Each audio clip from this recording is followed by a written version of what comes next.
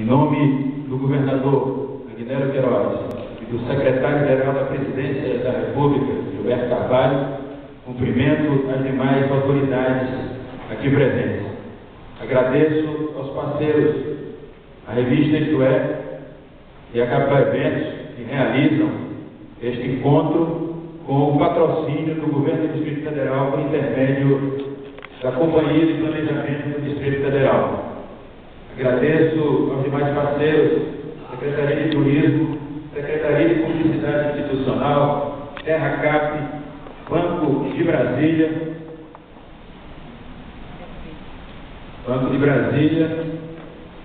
e a União Planetária, que muito contribuiu para a realização deste encontro na pessoa do Dr. Ulisses Vida.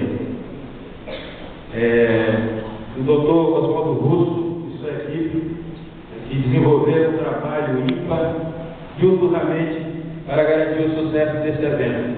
Os meus agradecimentos. Inclusive, o Dr. Oswaldo Russo havia preparado um roteiro aqui para que nós apresentássemos, e até guiássemos essa discussão. Mas ele está escrito, inclusive ele fez um segundo resumo que está sendo distribuído. Há um caderno que servirá de guia das discussões desses 2 dias e, portanto, eu resolvi apresentar algo diferente, resumindo aqui as metas do milênio da seguinte forma: os desafios do milênio.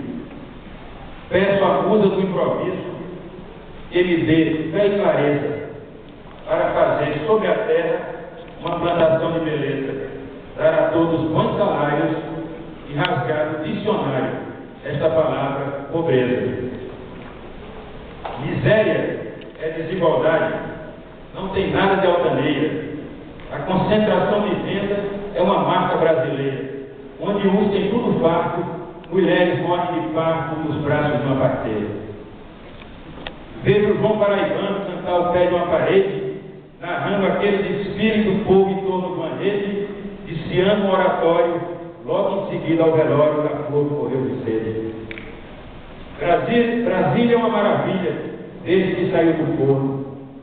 Monumento mundial, cheio de curvas e adornos, maior PIB, maior nome, mas há um rastro de fome nas cidades do entorno. No lixão da estrutural, crianças e corpos nus, enquanto nutre esperança do milagre de Jesus, disputam desesperadas, brutos de amostras orçadas com bandos de urubus.